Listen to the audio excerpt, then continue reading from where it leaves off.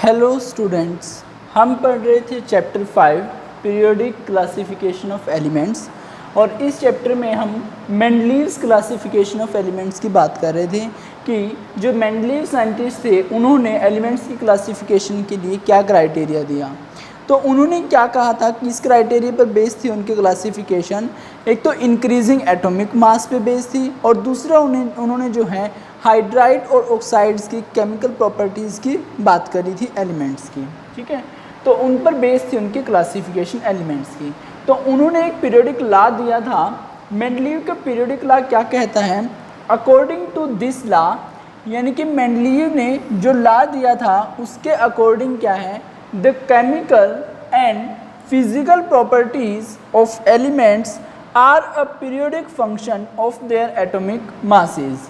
अब देखो यहाँ पर क्या लिखा हुआ है कि पीरियोडिक फंक्शन है कौन? Chemical and physical properties elements की, वो क्या है? पीरियोडिक फंक्शन है। अब पीरियोडिक फंक्शन से क्या मतलब है? एक ऐसा फंक्शन जो अपने आप को इंटरवल पर, टाइम इंटरवल पर, रेगुलर टाइम इंटरवल पर रिपीट करता है, तो उस फंक्शन को हम बोलते हैं पीरियोडिक फंक्शन। जैसे हमने म्यूज़िक नोट्स की बात करी थी न्यूलैंड्स लॉ ऑफ ऑक्टेव्स में, उसमें सा रे गा मा पा धा नी, फिर सा दोबारा से रिपीट हो रहा था, तो वो एक इंटरवल के बाद अपने आप को रिपीट कर रहा था, वो फिर वो नोट्स जो होगी थी वो क्या होगी? पीरियोडिक फंक्शन होगी थी। ऐसे ही जो केमिकल और फिजिकल प्रॉपर्टीज़ हैं एलिमेंट्स की, वो भी क्या है? पीरियोडिक फंक्शन है। किसका पीरियोडिक फंक्शन है? एटॉमिक मासेस का। यानी कि जैसे ही एलिमेंट्स को इंक्रीजिंग एटॉमिक मास में अरेंज किया जाता है, तो जो ये केमिकल और फिजिकल प्रॉपर्टीज़ हैं वो कुछ सर्टेन एटॉमिक मासेस के बाद अपने आप को वो प्रॉपर्टीज़ रिपीट कर रहे थे एलिमेंट्स, यानी कि एलिमेंट्स की सेम पहले वाले एलिमेंट्स की तरह ही प्रॉपर्टी आ रही थी कुछ सर्टेन इंटरवल के बाद, सर्टेन एटॉमिक मासेस के बाद। ठीक है, तो ये मीनिंग है उनके इस पीरियोडिक लॉ का। दोबारा देखते हैं हम मेंडलीव्स पीरियोडिक लॉ क्या कहता है।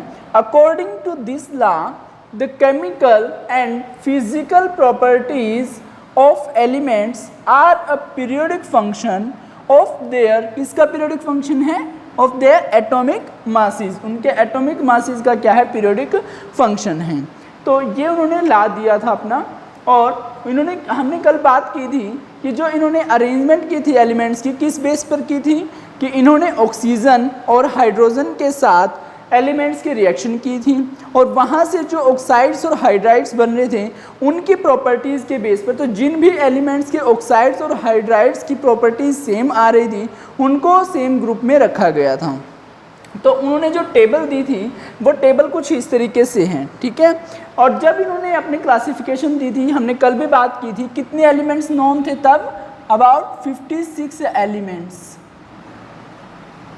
वर नॉन, यानी कि 56 एलिमेंट्स डिस्कवर हो चुके थे तब तक जब उन्होंने अपनी क्लासिफिकेशन दी थी एलिमेंट्स की। ठीक है, तो इन्होंने क्या किया, जब इन्होंने अपनी टेबल दी तो उन एलिमेंट्स को अरेंज किया एटॉमिक मासेस के इंक्रीजिंग बेस पर। ठीक है, और साथ में उनके ऑक्साइड्स और हाइड्राइड्स की प्रॉपर्टी के बेस पर। तो जो वो क्लासिफिकेशन की थी उसको एक टेबल में उन्होंने टेबुलेट किया और उसी को बोला गया पीरियोडिक टेबल। अब उस टेबल को पीरियोडिक टेबल क्यों बोला गया? क्योंकि एलिमेंट्स जो थे वो एक सर्टेन पीरियड्स के बाद सेम प्रॉपर्टी शो कर रहे थे, इसीलिए उसको बोला गया पीरियोडिक टेबल। अब मेंडलीव्स की जो पीरियोडिक टेबल है वो हमने यहाँ पर शो कर रखी है। ठीक है, मेंडलीव की पीरियोडिक टेबल में देखो यहाँ पर ग्रुप्स शो किए हुए हैं। जो ये आपको हॉरिजॉन्टल वर्टिकल लाइंस दिख रही हैं, वर्टिकल कॉलम्स दिख रहे हैं, ये कॉलम्स क्या है? ग्रुप रिप्रेजेंट कर रहे हैं। जैसे ये फर्स्ट ग्रुप है, this one is the second group, ये वाला थर्ड ग्रुप है, ये फोर्थ ग्रुप, ऐसे ये fifth, sixth, seventh and eighth group. ठीक है, इन्होंने 8 ग्रुप में क्लासिफिकेशन की और फर्दर फिर इन्होंने पीरियड्स दिखाए। जो ये हॉरिजॉन्टल आपको रोज दिख रही हैं, रो दिख रही हैं आपको, ये हॉरिजॉन्टल रो क्या है? पीरियड्स हैं। ये फर्स्ट पीरियड है, second period, third period, fourth period, then fifth period, then sixth period. जो थर्ड पीरियड तक तो सिंगल ही पीरियड है, इसमें एक ही सीरीज़ है, लेकिन फोर्थ, फिफ्थ और सिक्स्थ जो पीरियड थे उसमें दो सीरीज़ थी, first series and second series, first series, second series, first series and second series. तो ये उनकी क्लासिफिकेशन रही।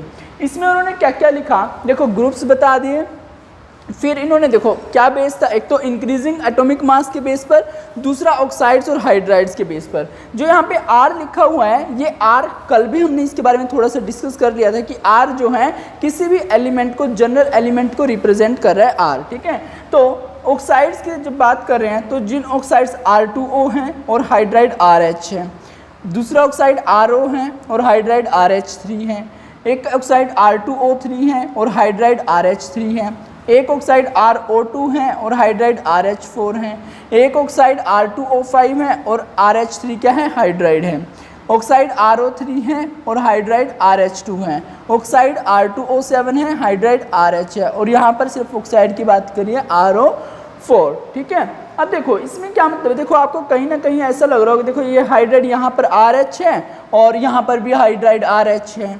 ठीक है, और इसी तरीके से आप मतलब आपको सेम सा कुछ लग रहा होगा, जैसे यहाँ पर हाइड्राइड RH3 है, हाइड्राइड RH3 है, यहाँ पर भी हाइड्राइड RH3 है। हालांकि उनके हाइड्राइड का फॉर्मूला सेम है लेकिन ऑक्साइड्स के फॉर्मूले अलग अलग ही देखने को मिलेंगे आपको। जैसे यहाँ पर हाइड्राइड RH है और यहाँ पर भी हाइड्राइड RH है, लेकिन इनके ऑक्साइड्स देखो R2O और यहाँ पर ऑक्साइड R2O7 है। तो इस ग्रुप में जो एलिमेंट्स हैं वो कैसे एलिमेंट्स हैं, जो हाइड्राइड जो देते हैं, हाइड्राइड फॉर्मूला उनका RH रहेगा और ऑक्साइड का फॉर्मूला R2O रहेगा। और इस ग्रुप में जो एलिमेंट है हाइड्राइड का फॉर्मूला तो RH ही है लेकिन ऑक्साइड का फॉर्मूला R2O7 है। क्लियर? ऐसे ही यानी कि हर एक ग्रुप की अपनी अलग अलग प्रॉपर्टीज़ हैं, अलग अलग ऑक्साइड्स हैं और अलग अलग हाइड्राइड्स हैं, उसी के बेस पर उनकी प्रॉपर्टीज़ अलग अलग हैं। अब जो ये ग्रुप्स बनाए मेंडलीव ने, तो उसने क्या किया, इन ग्रुप्स को फर्दर जो है सब ग्रुप्स में डिवाइड किया, दो सब ग्रुप्स में A B इस तरीके से उन्होंने 7 जो ग्रुप थे उनको तो सब ग्रुप्स में डिवाइड किया और 8th ग्रुप को उसने ऐसे ही छोड़ दिया। ठीक है, अब यहाँ पर सब ग्रुप्स में डिवाइड कर दिया। फिर उन्होंने क्या किया, उन्होंने उनको जो एलिमेंट्स थे उनको एटॉमिक जो मास है, इंक्रीजिंग एटॉमिक मास के बेस पर जो है उनको मतलब प्लेस करना स्टार्ट किया अपने टेबल में। तो सबसे पहले उन्होंने हाइड्रोजन की बात की। हाइड्रोजन का आप देखो यहाँ पर हाइड्रोजन है, फिर यहाँ पर lithium, beryllium, boron, carbon, nitrogen, oxygen, fluorine, then sodium, magnesium, aluminium, silicon, phosphorus, sulphur, chlorine, then further आता है potassium, calcium, scandium, titanium, vanadium, chromium, manganese, iron, cobalt, nickel, फिर आता है copper, zinc, gallium, germanium, arsenic, selenium और bromine. ठीक है, तो इस तरीके से अरेंजमेंट थी। फर्दर आप अरेंजमेंट बुक में देख लेना, यहाँ पर आपको इतना ही शो किया, ये इनफ है आपको एक्सप्लेन करने के लिए, आप बुक में देखना इसके बाद क्या क्या एलिमेंट्स थे। अब देखो आपको दिख रहा होगा जो हाइड्रोजन का एटॉमिक मास है वो कितना दिख रहा है आपको, 1.008।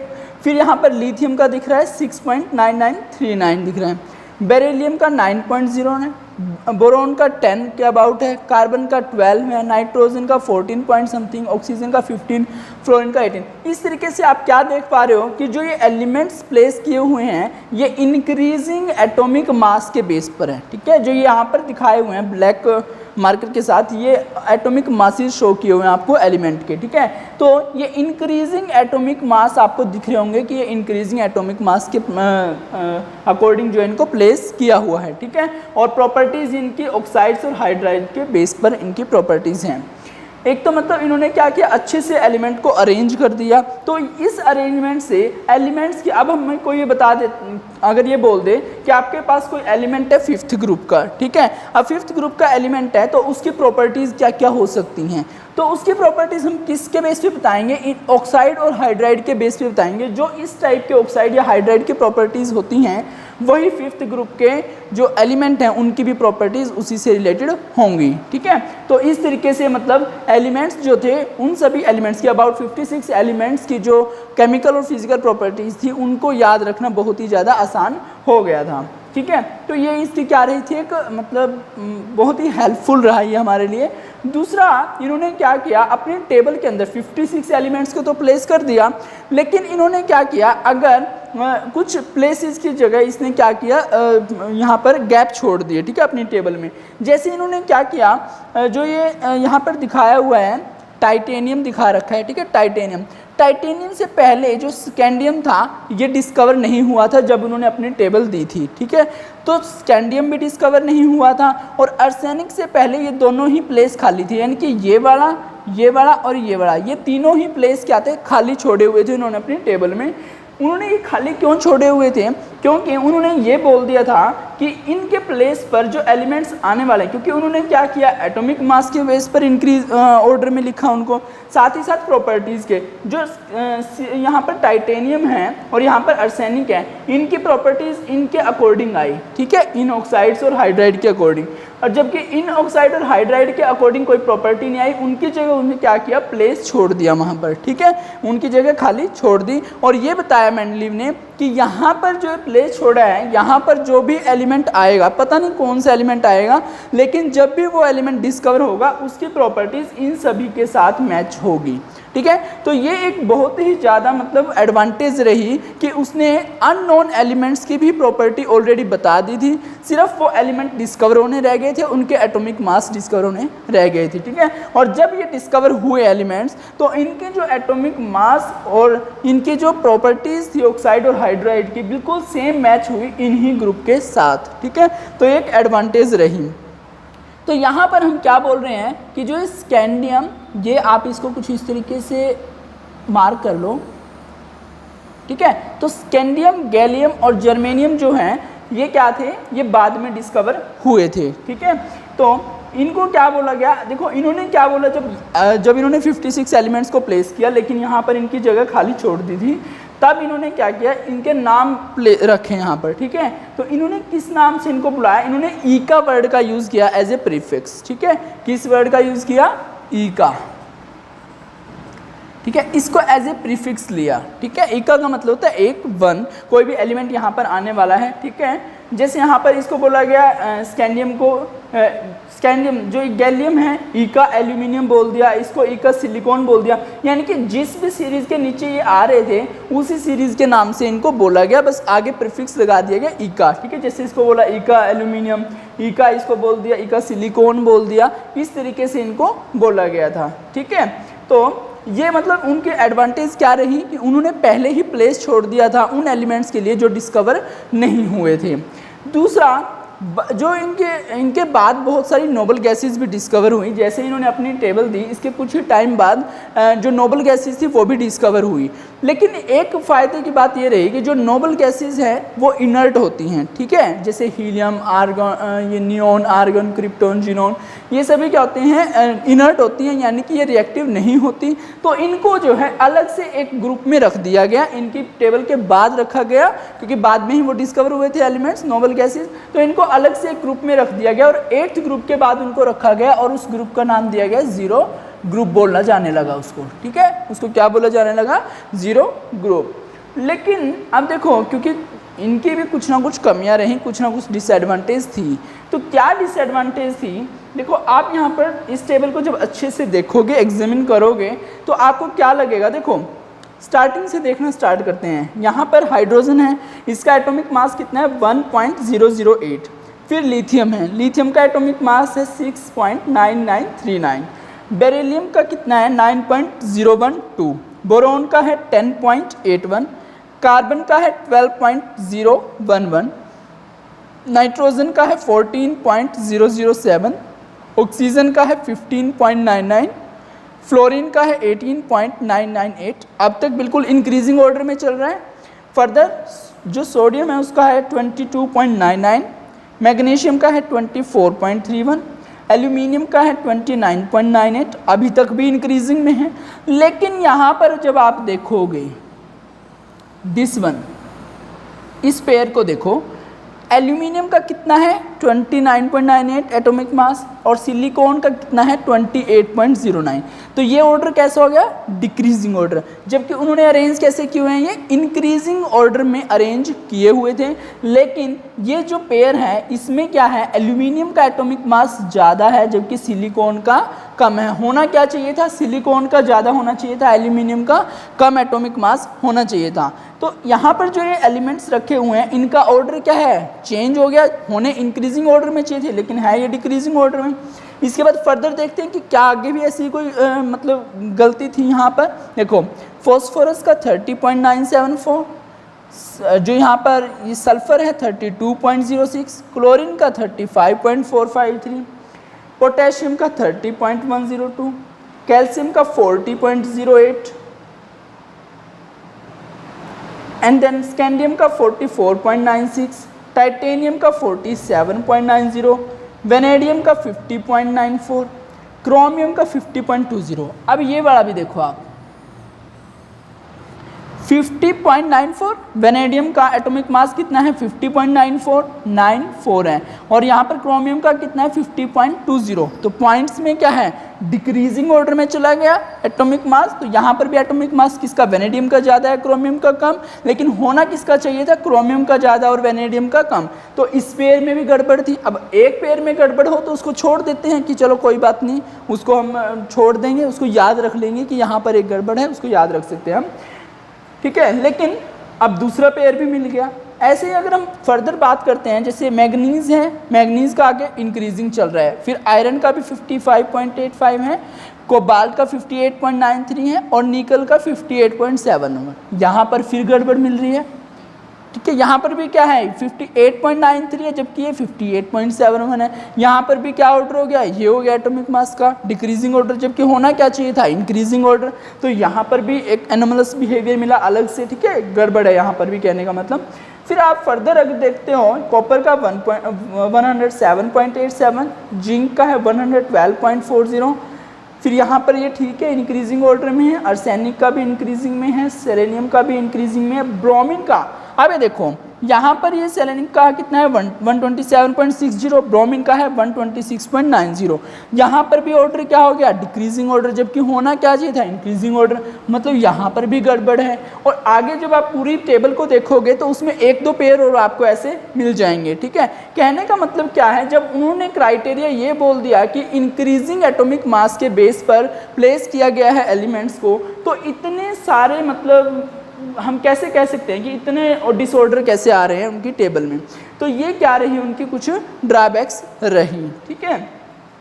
तो अब ये ड्रॉबैक्स रही कुछ इस तरीके से। तो इन ड्रॉबैक्स को दूर करने के लिए फर्दर इसके बाद जो पढ़ा जाएगा वो हम पढ़ेंगे मॉडर्न पीरियोडिक टेबल में पढ़ेंगे। लेकिन इसकी और भी देखो, अब ये तो क्या थी, किस बेस पे थी कि हमने एटॉमिक मास के अरेंजमेंट के बेस पर कहा, ठीक है। लेकिन फर्दर जो एलिमेंट्स की प्रॉपर्टीज़ थी, कुछ एलिमेंट्स जो थे वो उनकी प्रॉपर्टीज़ में भी गड़बड़ थी। जैसे नोबल गैसेस की हम बात करें, नोबल गैसेस तो तब तक यहाँ पर डिस्कवर ही नहीं हुई थी, लेकिन जब बाद में डिस्कवर हुई तो उनको अलग से जीरो ग्रुप में रखा गया। अब वो क्या सही था या नहीं था, वो इसके बारे में कुछ भी नहीं बता पाए थे। लेकिन एक और, अब ये एटॉमिक मास का हमने बताया, और सबसे बड़ी जो इनकी ड्रॉबैक रही वो रही थी हाइड्रोजन एलिमेंट को लेकर। किसको लेकर, हाइड्रोजन एलिमेंट को। अब जो हाइड्रोजन एलिमेंट है, उन्होंने क्या कहा था कि जो ये ग्रुप्स अरेंज किए हुए हैं, ये first group, second group, third group, fourth group, fifth group, six, seventh and eight, ये क्या बताते हैं कि वैलेंसी कितनी है, ठीक है। जो भी एलिमेंट इनमें प्लेस किए हुए हैं कितनी वैलेंसी, अगर फर्स्ट ग्रुप है तो फर्स्ट वैलेंसी है, सेकंड ग्रुप है तो 2 वैलेंसी है, थर्ड ग्रुप है तो 3 वैलेंसी है, फोर्थ ग्रुप है तो 4, फिफ्थ आ जाता है तो 8 में से माइनस करके फिर 3 वैलेंसी, इस तरीके से बताई हुई थी। लेकिन जो हाइड्रोजन है, ये हाइड्रोजन क्या कर सकता है, ये एक इलेक्ट्रॉन लूज भी कर सकता है, एक इलेक्ट्रॉन गेन भी कर सकता है। कहने का मतलब क्या है, ये जो है जैसे सोडियम है, सोडियम क्या करेगा, सोडियम का ऑक्साइड कैसा बनेगा, देखो लिथियम है, अब हमने इस ऑक्साइड के ग्रुप में रखा हुआ है, तो जो लिथियम है हम कहाँ, यहाँ पर बात कर लेते हैं हम इसके बारे में थोड़ा, हाइड्रोजन के बारे में। देखो हाइड्रोजन का देखो, अब हमने प्लेस किस में किया हुआ है, ऑक्साइड R2O के ग्रुप में, तो हाइड्रोजन का जो ऑक्साइड बनेगा वो H2O बनना चाहिए। लिथियम का भी क्या बनेगा, Li2O, सोडियम का भी Na2O बनेगा, पोटेशियम का भी K2O बनेगा, ठीक है, इस तरीके से बनेंगे। अब यहाँ पर जो हाइड्राइड है, हाइड्राइड की बात करें तो हाइड्राइड कैसे बनेगा, RH बनेगा। अब हाइड्रोजन खुद H है, यानी कि R खुद ही H है, तो H मिलके क्या बना देंगे, H2 बनेगा। मान लो H बना रहा है, ठीक है, हम ऐसे लिख लेते हैं। फिर आगे लिथियम का बनेगा LiH, लिथियम हाइड्राइड, ठीक है। सोडियम का बनेगा सोडियम हाइड्राइड, और पोटेशियम का बनेगा पोटेशियम हाइड्राइड। क्लियर, ये हाइड्राइड्स बन गए। अब यहाँ पर देखो, जब हाइड्रोजन मिल रहे हैं, इट मीन्स इसको हम क्या लिख सकते हैं, this is a H2 molecule. Clear, ये क्या है, H2 मॉलिक्यूल है। और आप अगर बात करते हो इनकी फ्लोरीन क्लोरीन ब्रोमीन की, फ्लोरीन क्लोरीन ब्रोमीन की जब बात करते हो तो यहाँ पर जो ग्रुप बन रहा है वो किस तरीके का बनता है, जिसमें जो हाइड्राइड बनेगा वो हाइड्राइड बनेगा इस तरीके से, जैसे F2Cl2 Br2, ठीक है। ये मॉलिक्यूल्स जो है जो ये हेलोजन, इनको बोलते हैं फ्लोरीन क्लोरीन ब्रोमीन आयोडीन को हम हेलोजन्स बोलते हैं। तो ये फ्लोरीन क्लोरीन ब्रोमीन जो है ये ऐसे डाई एटॉमिक मॉलिक्यूल्स बना रहे हैं, 2 एटम से दोनों सेम है, डाई एटॉमिक मॉलिक्यूल्स बना रहे हैं। ये क्या बना रहे हैं, डाई एटॉमिक मॉलिक्यूल्स, ठीक है। और हाइड्रोजन भी क्या बना रहा है, डाई एटॉमिक मॉलिक्यूल बना रहा है। तो इसके बेस पर तो उसको कहाँ पर होना चाहिए, इन फ्लोरीन क्लोरीन ब्रोमीन आयोडीन यानी कि हेलोजेंस वाले ग्रुप में होना चाहिए, यानी कि ग्रुप नंबर 7 में होना चाहिए इनको, ठीक है। ग्रुप नंबर 7 में, ग्रुप नंबर 7 में होना चाहिए हाइड्रोजन को, लेकिन रखा कहाँ उसने, ग्रुप नंबर 1 में। तो इसको लेकर वो बिल्कुल भी कुछ भी नहीं बता पाया कि अब क्या करना चाहिए, वो अपना मतलब रिस्पॉन्स भी नहीं दे पाया, इसके बारे में कोई एक्सप्लेनेशन नहीं दे पाया। तो ये क्या रही, एक ड्रॉबैक रही, यानी कि हाइड्रोजन के प्लेस को वो बिल्कुल भी बता नहीं पाया, अपनी पीरियोडिक टेबल में अच्छे से एक्सप्लेन नहीं कर पाया। तो ये क्या रही, कुछ ड्रॉबैक्स रही। तो यहाँ पर हमने मेंडलीव्स पीरियोडिक लॉ या फिर मेंडलीव ने जो क्लासिफिकेशन दी थी एलिमेंट्स की उसको अच्छे से समझ लिया है। आप बुक से भी पढ़ना और लेक्चर देखना साथ साथ में, और अपने डाउट्स दूर करने की कोशिश करना। कोई भी प्रॉब्लम है तो आप कमेंट सेक्शन में पूछ सकते हैं। आप वीडियोस को देखकर अपना सिलेबस स्ट्रिक्टली कवर कीजिए। Thank you.